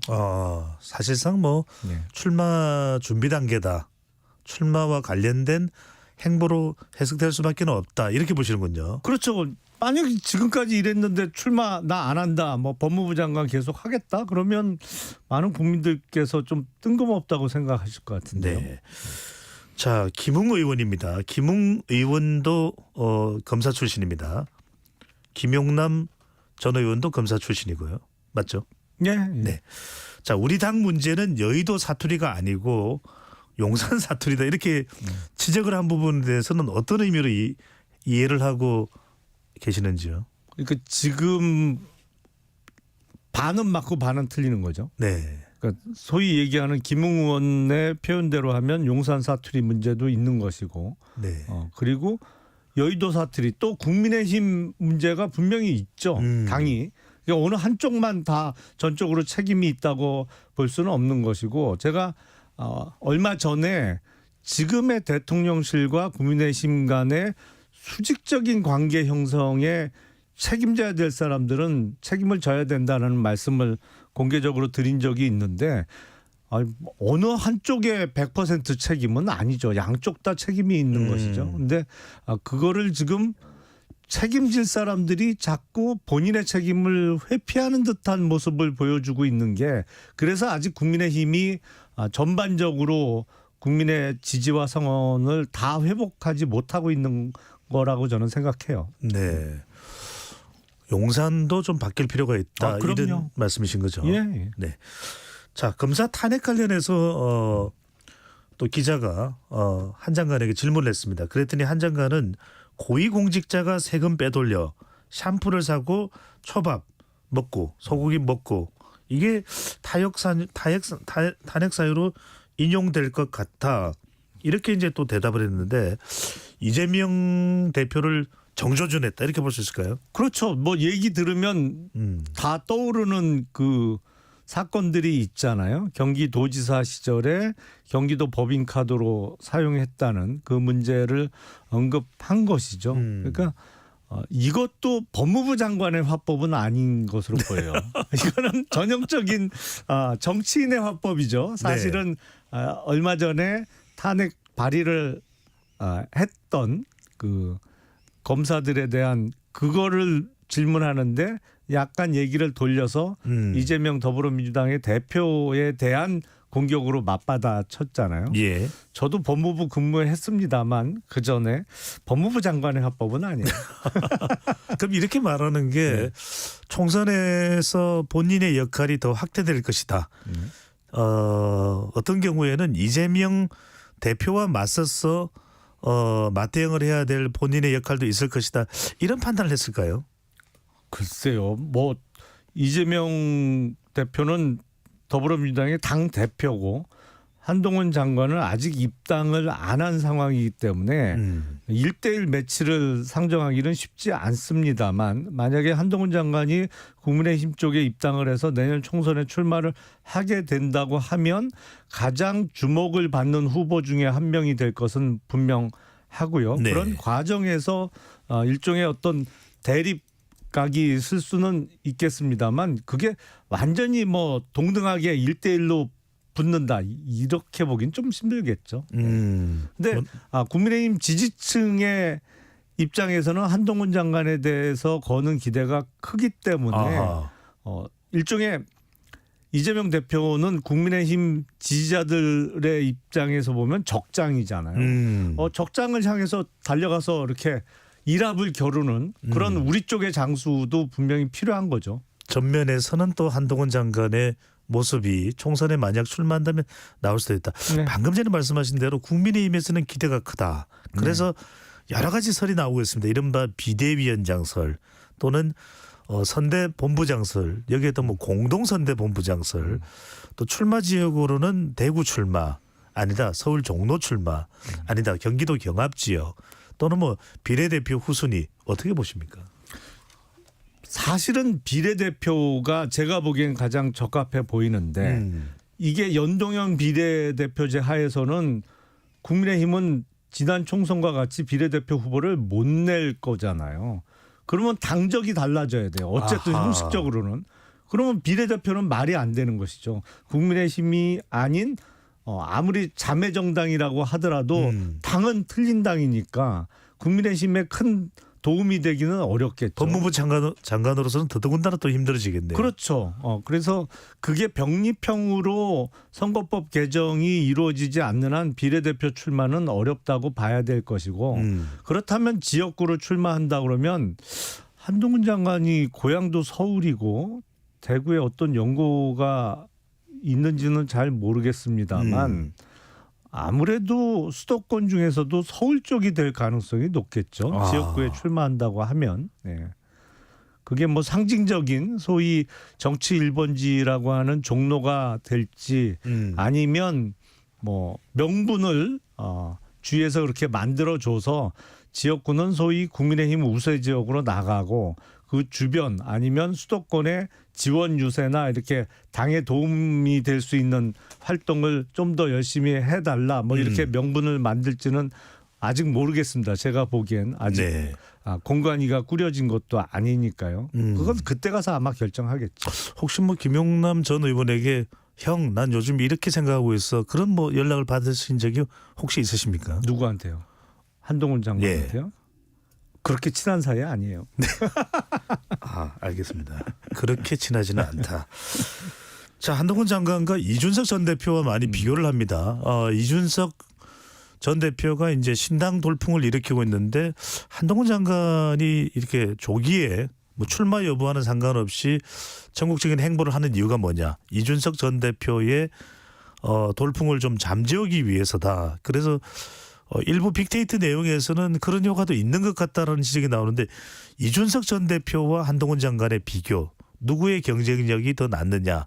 이준석 전 대표가 신당을 만들면 이제 지지층 누수가 생기는데 그것을 보완할 수 있는 구원투수로 한동훈 장관이 필요했다. 이런 분석과 해석에 대해서는 어떻게 보십니까? 제가 보기에는 소위 이준석 신당이 생겨난다면 이준석 신당하고 국민의힘은 정확하게 역의 상관관계에 있습니다. 그러니까 국민의힘이 좋아지면 이준석 신당은 꺼질 수밖에 없고요. 예. 국민의힘이 뭐 공천 과정이나 이런 데서 파열음이 나고 국민들이 보시기에 눈살을 찌푸릴 수밖에 없는 뭐 소위 내려 꽂는 공천 이런 게 벌어지는 상황이 오면 이준석 신당은 확 뜰 거고요. 정확하게 역의 상관관계에 있기 때문에 그런 관계 속에서 한동훈 장관이 국민의힘에 도움이 된다고 하면 이준석 신당에게는 악재가 될 수 있겠죠. 이제 당 대 당이라는 관계에 있어서 그러니까 이준석 전 대표하고 한동훈 장관을 뭐 직접 비교할 필요는 없을 것 같고요. 당의 그런 역의 상관관계 속에서 해석을 하면 되지 않을까 싶어요. 네. 하태경 의원은 이렇게 얘기를 합니다. 한동훈과 이준석이 뭉치면 국민의힘은 선거에서 승리할 가능성이 아주 높아진다. 한동훈 장관과 이준석 전 대표가 국민의힘 내부에서 뭉칠 가능성. 그렇다면 이제 이준석 전 대표는 신당을 만들려고 하는 것을 철회해서 다시 당으로 들어와야 되는데 어떻게 보십니까? 가능해 보입니까? 국민의힘 내부 상황은 어떻습니까? 그러니까 제가 방금 말씀드린 대로 국민의힘과 소위 이준석 신당은 정확하게 역의 상관관계에 있기 때문에 국민의힘이 많이 좋아지면 즉 국민의 지지가 높아지면 이준석 신당은 힘들어질 거예요. 그러면 창당 안 하고 국민의힘에 뭐 돌아올 필요도 없어요. 지금 나간 상태도 아니니까. 그냥 머물면 되는 것이죠. 그리고 한동훈 장관이 입당 이후에 이준석 전 대표와 힘을 합친다는 것은 마치 2022년 3월 대선 때 당시에 윤석열 후보하고 이준석 대표가 힘을 합친 모습의 시즌 2예요. 그렇잖아요. 예. 아니 한동훈 장관이야말로 지금 정부에서 누구보다도 윤석열 대통령과의 싱크로율이 높은 사람이기 때문에 한동훈 장관과 이준석 전 대표가 같이 하는 모습은 1년 6개월 전에 대선 때의 모습이에요. 하태경 의원의 분석대로 그렇게 되면 선거에 유리해지겠죠. 그리고 그 모습을 연출하기 위해서는 이준석 신당을 만들어지지 못하게 한다든지 소위 찍어 누를 수 있는 방법은 없어요. 유일한 방법은 국민의힘이 올라가는 겁니다. 그러면 이준석 신당은 출범하기가 어려워질 거예요. 정신 차려야 되는데 국민의힘 쪽이 정신을 아직 못 차리고 있는 것 같아요. 네. 김전우 의원께서는 이준석 나가라는 입장입니까? 이준석 빨리 들어와야 된다. 나가서는 안 된다는 입장이십니까? 머물러야죠. 머물러야 된다. 예. 뭐 돌아올 것도 아니에요. 아직 국민의힘 소속이고 당적은 있으니까 이 당에 남아야죠. 대통령과는 참 뭐 풀기가 쉽지 않은데 이준석 전 대표에게 만약에 한동훈 장관이 대신 손을 내밀면 이준석 전 대표가 그래도 고민 끝에 남을 가능성이 있다고 보십니까? 이준석 전 대표 입장에서는 어떻게든 한동훈 장관이 아닌 윤석열 대통령과의 직접적인 컨택 내지는 직접적인 이야기를 듣고 싶어 하겠죠. 네. 하지만 윤석열 대통령은 이제 당의 후보가 아니고 대통령이잖아요. 총선과 관련해서 어떠한 말씀도 할 수 없습니다. 그러니까 한동훈 장관이 내미는 손은 윤석열 대통령이 내미는 손이라고 봐도 되겠죠. 그러니까 이준석 전 대표 입장에서 뭐 같은 거다, 같은 의미다 이렇게 이해한다면 가능한 시나리오가 되겠죠. 네. 원희룡 장관 이야기 좀 해보겠습니다. 원희룡 장관 지금 거론되고 있는 보도 내용은 이재명 대표와 맞대결을 할 가능성이 상당히 높다. 예. 지금 또 오늘 공교롭게도 우리가 다루고 있는 인물이 김영남 전 의원과는 또 인연이 다 있네요. 원희룡 장관도 그러네요. 다 있네요. 서울대법대 선배고 또 검사 출신입니다. 사법연수원은 저하고 동기예요. 원희룡 장관하고 저하고 연수원 동기예요. 아, 지금 사실 빨리 된 걸 강조하시는 건가요? 아니 연수원 동기라는 인연을 빠뜨리시는 것 같아서. 알겠습니다. 네. 그 점 빠뜨리지 않도록 하고요. 자, 이게 당내에서는 원희룡 이재명 맞대결 상당히 좀 가능성을 높게 점치고 있나요? 어떤가요? 그게 성사가 된다면 정말 박수치고 전 브라보. 원희룡 장관에게 찬사를 보내겠습니다. 참 쉽지 않은 선거가 될 텐데. 그렇죠. 원 장관에게는 어떤 이익이 있을까요? 정치적으로. 우선 지금 당내 상황을 보면요. 인요한 혁신위원장이 대통령을 사랑한다면 희생해라 라고 하면서 당 지도부, 친윤 의원 그리고 영남 중진들에게 불출마 또는 험지 출마를 요구를 했어요. 근데 이게 메아리 없는 외침이 돼버렸잖아요. 아무도 화답하지 않았어요. 서먹서먹한 그 지금 분위기와 어색한 침묵이 흐르고 있는 상황이죠. 거의 시베리아 들판이라고 봐야겠네요. 그렇죠. 네. 아무도 나서지 않고 있어요. 그러면 자칫 잘못하면 뭐가 되냐면 당내에 아니 그러면 윤석열 대통령을 사랑하는 사람이 아무도 없어? 이런 이상한 결론이 날 수도 있잖아요. 예. 누군가는 화답을 해줘야 됩니다. 물론 저라도 하고 싶은데 저는 그런 만한 위치에 있지 않잖아요. 뭐 제가 갖고 있는 것도 없고 제 네. 지역구가 그렇게 아주 좋은 지역구도 아니고 나는 아니다. 누군가는 네. 화답을 해줘야 되는데 책임 있는 분들이 다 침묵하고 있거든요. 여기서 이 어색한 침묵을 깨줄 사람이 내각에서라도 나와야 되는 상황이에요. 원희룡 장관이 정말 인천 계양을에서 이재명 대표와 내년 총선에 붙는다면 지금 얼음 상태인 거를 얼음 땡을 해주는 거죠. 이제 다 움직여. 가만 있을 거야? 원희룡 장관이 이렇게까지 솔선수범하는데 다 꼼짝 않고 얼음하고 있을 거야? 이거 땡을 치는 거죠. 네. 박수 쳐주고 싶어요. 정치적으로는 원 장관에게는 뭐 결과는 알 수 없습니다만 지든 이기든 반전의 승부처가 될 수 있다는 의미네요. 그렇죠. 일단 체급 자체가 지금도 절대로 낮은 체급은 아닙니다만 대선 주자급으로 더 확실히 자리를 굳힐 수 있는 거고요. 네. 지금 내년 총선에 그 의미는 이런 거잖아요. 만약에 국민의힘이 강서구청장 선거 결과처럼 수도권에서 막 참패하고 의석이 얼마까지 쪼그라들지 모르겠습니다.만 총선에서 참패한다 그러면 국민의힘 소속 지금 장관이 됐던 누구도 미래를 보장할 수 없어요. 네. 근데 솔선수범해서 총선 승리에 저 사람이 저렇게 희생을 해서 총선에 큰 도움이 됐지. 그래서 국민의힘이 일당이 됐고 뭐 욕심을 아주 부려서 과반 의석까지 확보를 한다. 네. 그러면 당내에서 그 사람이 2027년 대선 주자가 될 수밖에 없는 거죠. 원 장관으로서는 대선 후보로 발돋움할 수 있는 기회가 될 것이다. 이런 그럼요. 말씀 주시는데 원희룡 장관 출마 관련해서는 굉장히 세심한 분석을 하셨습니다. 항상 세심합니다. 네. 저는. 네. 자, 그런데 지금 남 이야기가 중요한 게 아닙니다. 본인 이야기입니다. 제 이야기요. 자, 대통령실 참모들도 이제 총선에 나서게 될 텐데 김은혜 홍보수석의 출마 지역으로 자 분당 갑도 있지만 수원병이 거론되네요. 수원병은 김영남 전 의원 오늘 출연한 김영남 전 의원의 지역구였기도 했는데 상당히 머리가 좀 복잡하실 것 같아요.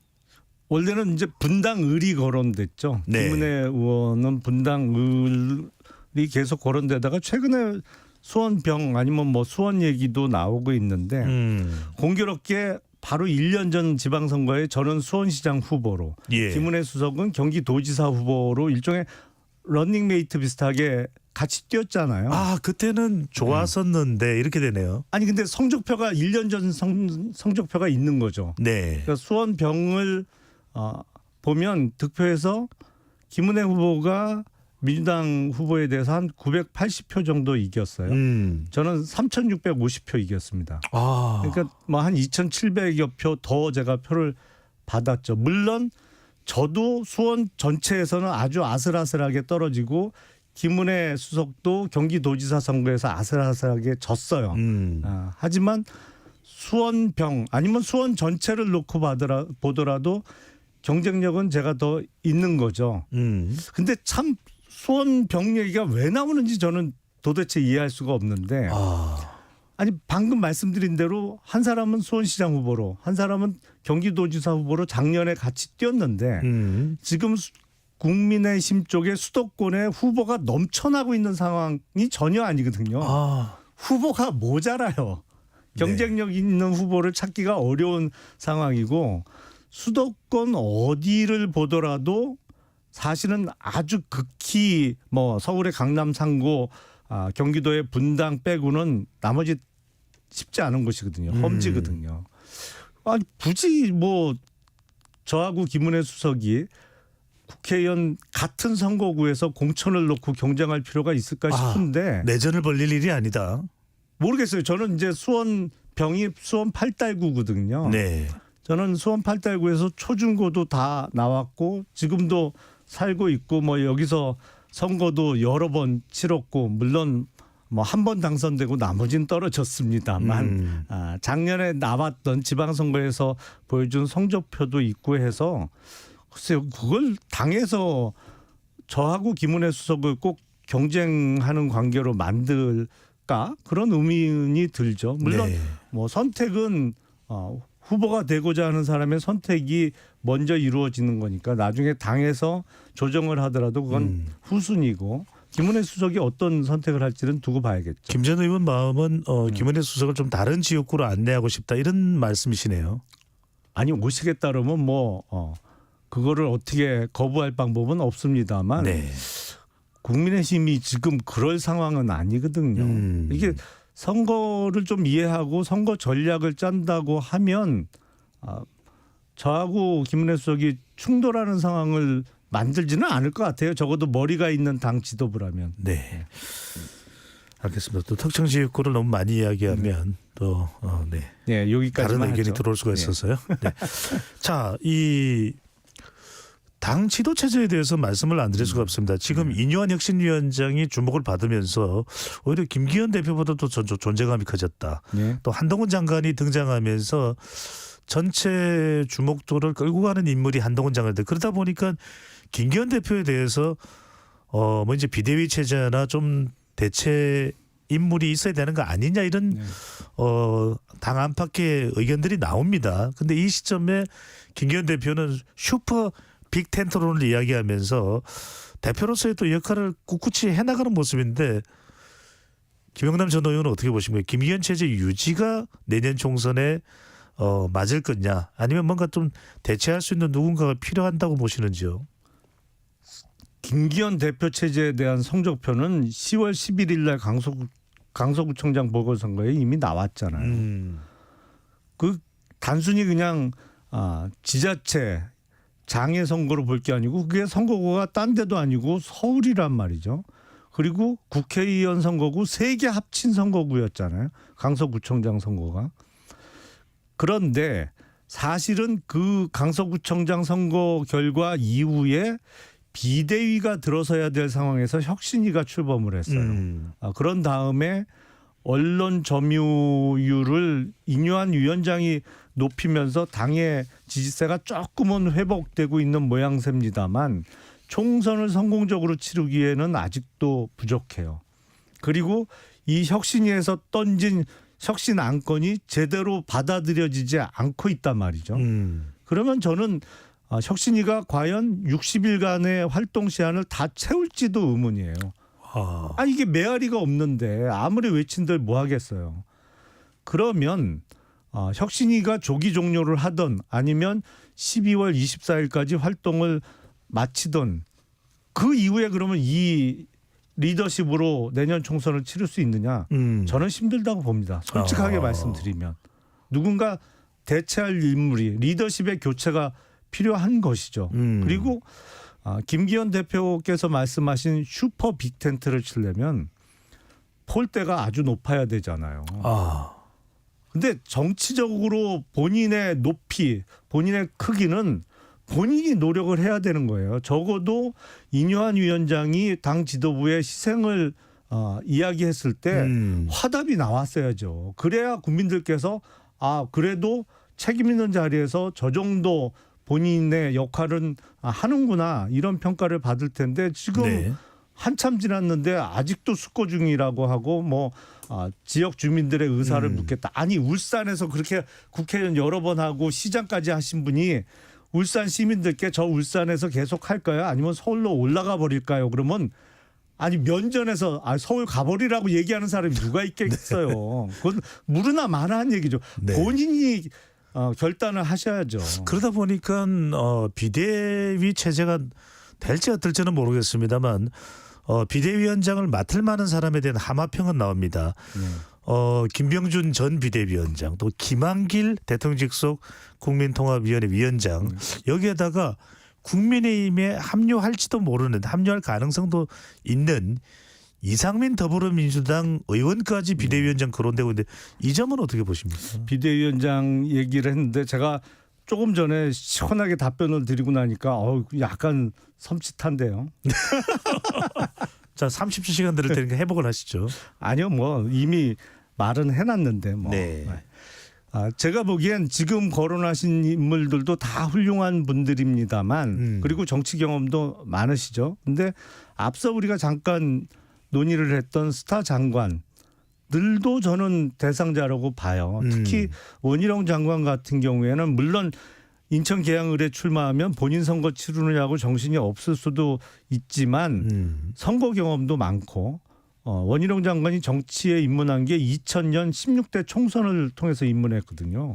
20년이 훌쩍 넘었어요. 그러니까 그리고 상대적으로 좀 젊은 이미지가 있고요. 그렇죠. 그래서 국민의힘의 대표 간판 선수로는 정치적 경륜도 중요합니다만 좀 국민의힘이 많이 바뀌었구나. 신선한 이미지를 줄 수 있는 사람도 좋지 않을까 원희룡 싶습니다. 장관이 그런 또 역할을 할 수도 있을 것이다라는 말씀이죠. 한 1분 정도 남았는데요, 위원장님. 지금 하반기 연말 정부에서 가장 큰 내관이 될 것이 이른바 김건희 여사 특검일 것이다라는 이야기를 많이 하고 있습니다. 왜냐하면 패스트트랙에 올려놨기 때문에 이게 이제는 곧 상정될 텐데 이것이 이 국민의힘에 미칠 영향, 대통령에게 미칠 영향, 민주당에 미칠 영향을 좀 압축해서 말씀 주시면요. 우선 더불어민주당 측이 덫을 단단하게 쳐놨죠. 왜냐하면 이 특검법을 밀어붙이면 통과될 거잖아요. 의석수가 많으니까. 근데 대통령이 거부권을 행사하게 되면 대통령이 자기 가족 챙긴다. 그래서 대통령 권한 행사를 가족을 보호하기 위해서 저렇게 거부권 행사한다고 적극 주장할 거고 일종의 빠져나갈 수 없는, 그렇다고 특검을 덜컥 받을 수도 없는 덫을 단단히 쳐놓은 것인데 지금 더불어민주당은 공공연하게 대통령 탄핵을 이야기하고요. 또 최강욱 전 의원 같은 경우는 입에 좀 담기 민망한 표현으로 김건희 여사를 최근에 공격도 암컷 발언 논란이 되고 있습니다. 그런 일도 있었기 때문에 참 딜레마에 빠질 수밖에 없는 건데 제가 만약에 국민의힘 지도부라면 이렇게 건의하겠어요. 특검의 시행 시기를 총선 이후로, 그러니까 선거에 악용하지 않도록 총선 이후로 특검을 하는 거로 해서 여야 합의 처리하고 대통령 거부권 행사 안 하시는 거로 건의하는 그런 식으로 해법을 제시하겠습니다. 이것도 새로운 제안이 될 수도 있겠네요. 네. 마지막 답변이 귀에 쏙 들어왔습니다. 자, 지금까지 김용남 전 의원과 보수의 품격 함께했습니다. 오늘 말씀 정말로 잘 들었습니다. 품격이 있었나요? 그럼요. 네. 고맙습니다. 감사합니다.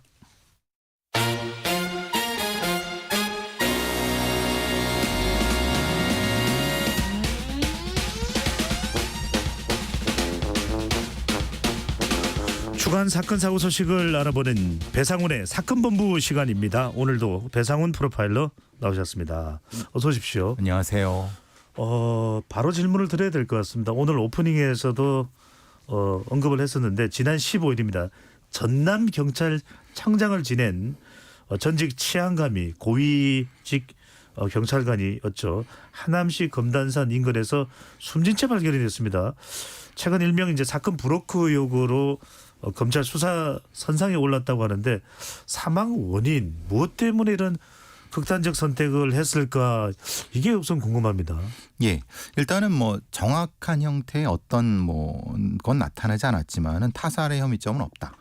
그러니까 이제 아무래도 극단 선택의 가능성을 높게 보고 일단 여러 가지 상응 부분인데 문제는 이제 이 사람이 이게 관련된 사건 브로커 관련된 본인이 재직하던 때에서 부하 직원 혹은 브로커로부터 금품을 수수한 어떤 그 혐의로 입건됐다고 해야 되나요? 수사 중인 것까지는 밝혀진 상태입니다. 그러니까 좀 압박이 있었을 거라고 나는 추정하고 있죠. 광주지검 반부패 강력수사부 쪽에서 수사하고 있는 상황입니다. 정말 이 사건 브로커 의혹에 연루가 됐는지 관련이 있는지 사실 이건 이제는 고인이 돼버렸기 때문에 본인으로부터 알아내기는 더 힘든 상황이 됐을 텐데 일단 배 프로파일러께서 이 사건 브로커 의혹이 어떤 내용인지 좀 구체적으로 설명을 해 주신다면요. 그러니까 이제 이 돌아가신 분이 전남지방경찰청장 재직 당시에 한 2021년 1월쯤인데요. 경찰공무원 5명으로부터 승진 청탁금 한 1억 500만 원 정도를 받기로 약속하고 9천만 원 정도를 실제로 수수했다는 혐의입니다. 네. 광주지검에서의 혐의고요. 이 부분은 그 중간에 전달책이었던 전직 경감 이모 씨로부터 나온 진술에 근거하고 있습니다. 그러니까 진술상으로는 이 돌아가신 분이 그 혐의점이 있다라고 하고 그 혐의점 때문에 수사 중이라고 보면 되는 거고요. 이거는 이제 2020년부터 2021년 사이에 가상자산 사기범 탕모 씨라는 사람이 있는데요. 이 사람이 사건 브로커인 성모 씨한테 어떤 청탁을 하게 되고 또 한 전모 씨라는 사람한테 청탁을 하게 되면서 이 두 사람의 접점, 정확히는 성모 씨라는 사람이 구속 기소됐는데 이 성모 씨라는 사람과 지금 이 돌아가신 분과의 접점이 아마도 나온 것 같다. 그러니까 말하자면 수사 무마 쪽 이렇게 대가가 있지 않았을까라고 하는. 그래서 검찰은 성 씨와 전 씨를 변호사법 위반으로 재판에 넘긴 상태입니다. 아까 말씀하신 인사청탁과 관련한 것은 이제 그 혐의가 있는 것이고, 그렇죠. 근데 이제 방금 전에 말씀하신 부분은 실제로 이제 수사 무마라든지 이런 그렇죠. 것과 관련된 두 가지가 다 있는 거죠. 네. 예. 그런 이 부탁을 하는 청탁을 하는 역할을 하는 사람이 사건 브로커라고 우리가 이야기할 수 있는 겁니까? 이게 좀 애매한 건 그럽니다. 보통 사건 브로커라고 하면 영화에서 많이 보시는 것처럼 이 전직 경찰이라든가 전직 검찰 수사관 이런 경우를 생각하시는데 그런 사람도 있습니다. 근데 뭐 지역의 이제 건설업자인 경우도 있고 어떤 경우는 지역의 사기꾼인 경우도 있습니다. 그러니까 수사를 받다가 정보원으로 인포먼트로 하다가 이 수사진들과 친해져 갖고 그 다음에 이제 다른 어떤 사건에 관련된 어떤 것을 얘기하다가 말하자면 브로커 이렇게 되는 거죠. 이게 두 가지가 되는 거 아니겠습니까? 어떤 특정한 형태의 이 범죄에 연루된 사람들이 자신의 사건을 좀 줄이기 위해서 뇌물을 할 때 그 요로에 필요한 그런 사람들을 사건 브로커라고 얘기를 하고요. 네. 그 사건 브로커가 어떻게 보면 승진 브로커 형태도 겸한다? 좀 다른 경우도 있고 일치하는 경우도 있고 막 이게 섞여 있는 상황입니다. 누군가 고위직을 안다면 다른 부탁도 했을 법하다는 말씀인데 참 이게 실제로 존재하고 그 영향력을 행사한다면 상당히 뿌리 깊은 고질적인 문제가 될 수밖에 없는데 말씀하신 대로 가상화폐 사기 혐의를 받고 있는 탁씨의 경우에도 처음에는 이 브로커로 알려져 있는 성 씨가 아닌 다른 브로커를 찾아갔다가 훨씬 잘하는 분이 있습니다. 이래서 성 씨를 소개받았다고 이야기되는데 뭔가 이 브로커 세계에도 그들 나름대로 네트워크가 있다는 이야기인 겁니까? 그러니까 일종의 뭐라고 하나요? 이거를 계급적 층이라고 해야 되나요? 예를 들면 이제 하위 계급에 있는 경찰관들을 주로 상대하는 쪽의 브로커들과 중상 쪽을 상대하는 쪽이 또 따로 이제 분리되어 있는 느낌을 갖습니다. 그러면 성씨 같은 경우는 조금 더 윗분들, 그 여기 말하는 이 다른 전모씨 같은 경우는 조금 아래, 뭐 요렇게 구분이 되는 느낌이 옵니다. 그리고 실제로 이전에 어떤 여러 가지 사건 부분에서도 그렇게 수사가 된 적이 있고요. 그런 경우는 이제 예전 같은 경우는 뭐 한바왕 누구누구, 그리고 이제 모 지역에 무슨 저 특정한 유흥주점 관련된 어떤 누구누구 이런 거가 다 이제 지역의 토호 세력과 연결돼 갖고, 물론 전체 경찰관 중에 대다수는 이제 제대로 본인의 업무를 잘하고 있지만은 아주 일부에서는 그런 브로커들과 연관이 있는 관련돼 갖고, 그래서 이제 뭐 승진 청탁이니 아니면 뭐 사건 무만 이런 것이 나타나고 있는 것 같습니다. 네. 그런데 참 사실 이해가 좀 안 되는 부분이 있는 게, 그래도 뭐 실제 이제 혐의이기 때문에 정작 수사를 통해 밝혀질지 어떨지는 모르겠습니다만, 경찰 고위직이라면 그것만으로도 굉장히 명예롭고, 또 우리 시민들이 국민들이 볼 때는 경찰은 정의로워야 돼, 민중이 지팡이야, 이런 얘기들 많이 했는데, 실제로 이런 브로커가 행행하고 있다면 어느 정도나 되고 있는지는 모르겠습니다. 그러면 뭐 때문에 이러는 건지, 이게 밝혀지면 정말 엄청난 파장이 있을 텐데. 그렇습니다. 돈 때문인 겁니까? 이게 참 어려운 게 그겁니다. 실제로 돈이다. 근데 문제는 여기서 오간 돈이 각 사람 수로 나누면 1,000만 원, 2,000만 원 정도밖에 안 됩니다. 그러니까 5명이 관련돼 있다. 1억이다. 그럼 2,000만 원이잖아요. 2,000만 원 뇌물로 자신의 인생을 다 건다. 이게 좀 이상하지 않습니까? 그러니까요. 그러니까 사실은 그것이 아니라, 이게 들리는 소문으로는 이게 보증금이다. 어떻게 보면 일종의 너는 나의 한 편이야. 내가 너를 뒤를 받쳐주고, 그러니까 너는 징검다리가 돼갖고 다른 누구를 받쳐주는 일종의 서로가 서로를 이제 감시하고 의지하고 뭐 두 가지가 다 존재하는 이익 사슬이네요. 그렇죠. 그러니까 그래서 보증금이라는 얘기를 썼는지도 모릅니다. 그러니까 이게 단순히 이 금전적인 부분이라고 해 너무 액수가 작은데, 근데 또 하냐면 그렇게 아까 말씀 보증금 얘기하려고 하면은 그럼 어디까지가 연결돼 있는 거야? 라고 하는데, 문제는 이전에 이런 일들이 벌어졌을 때 정확히 검찰이나 아니면은 어떤 수사기관에서 전모를 밝히지 그러니까 못했을 수 있다라고 하는 의심들이 많이 들어갑니다. 그러니까 말하자면 누군가가 꼬리를 엮여 있으니까. 그렇죠. 왜냐하면 누군가 꼬리를 잘린 거 아니야? 예를 들면 그래서 이번에 돌아가신 분 얘기 나왔을 때도 이게 꼬리 자르기 아니야라고 하는 그런 여러 가지 인터넷상의 얘기가 나온 것들이 그런 의심들이 나온 겁니다. 이게 실체로 존재한다는 것이 아니라 의심들이 분명히 소문이 있었습니다. 분명히. 그러니까 실체를 보기는 매우 또 어려운 일일 텐데 뭐 암암리에 존재할 수도 있다 이렇게 볼 텐데, 그래서 이번에 문제가 됐던 브로커 성 씨는 수십 년 전부터 활동을 해왔다. 그렇죠. 그렇다면 이런 활동을 해왔는데도 봐주고 아니 뭐 내 아는 사람이야. 뭐 정보도 흘러 들어갔을 테고, 근절되기가 뿌리 뽑기가 상당히 어렵다 이렇게 봐야 될까요? 이게 참 저는 사실은 계속 이런 언급을 합니다. 뭐냐면 경찰의 사건 기록과 과정을 투명하게 공개해야 된다. 검찰의 사건 기록과 과정을 투명하게 공개해야 된다. 투명하지 않아요. 왜냐하면 공개하지 않아요. 부산 돌려차기 사건에서 보시는 것처럼 경찰의 수사 기록이 피해자한테 공개되지 않습니다. 거기에 부정의 요소가 있을 수 있다는 겁니다. 그게 모두 부정이라는 소리가 아니라. 왜냐하면 수사하는 과정에서 실제로 A 업체를 압수수색을 해야 돼 말아야 돼. 이 판단은 할 수도 있지만 안 할 수도 있습니다. 만약에 했을 경우에 어떤 연결된 그러면 그 과정에서 누군가 요거는 좀 빼줘 라고 뭐라고 했을 때 그게 사건 브로커입니다. 그러니까 사건 무모합니다. 그러니까 이게 벌금을 1,000만 원 맞을 걸 100만 원 맞게 해주면 이것도 사건 브로커입니다. 그리고 공범이 5이 있는데 3명만 해도 2명만 줄여도 사건 브로커입니다.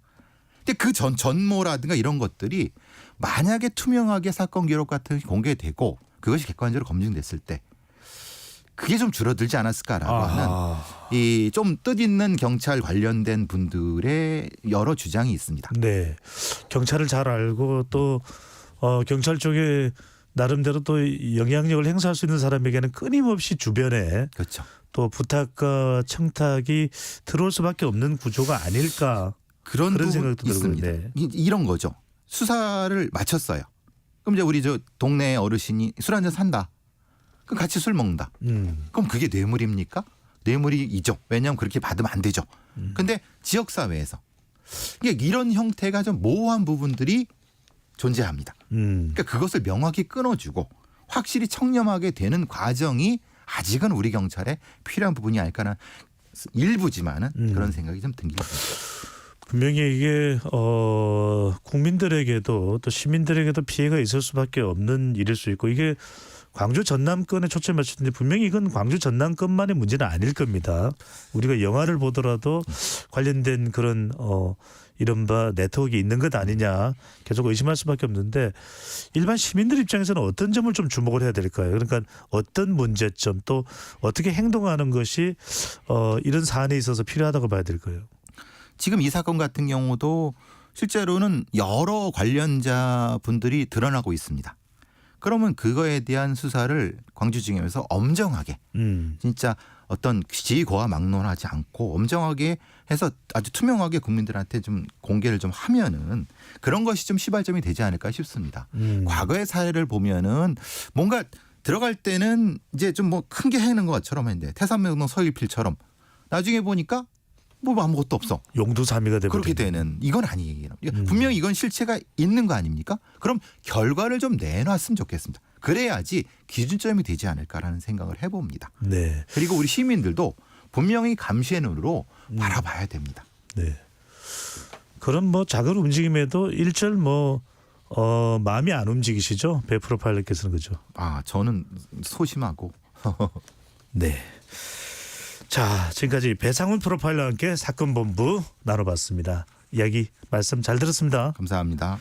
네, 지금까지 배종찬의 시사본부 준비한 소식이었습니다. 여러분들 정치권에 요즘에 참 긴박하게 돌아가고 있어서 한입뉴스나 또 코너를 통해서 더 자세히 설명드려간다. 궁금한 점이 있으시면 항상 게시판에 또 글 남겨주시고요. 공정하게 객관적인 방송을 더 해나가도록 노력하겠습니다. 저는 내일 12시 20분에 다시 돌아오겠습니다. 날씨가 또 주말엔 추워질 수도 있다고 하니까요. 행복하고 안전한 오후 보내십시오.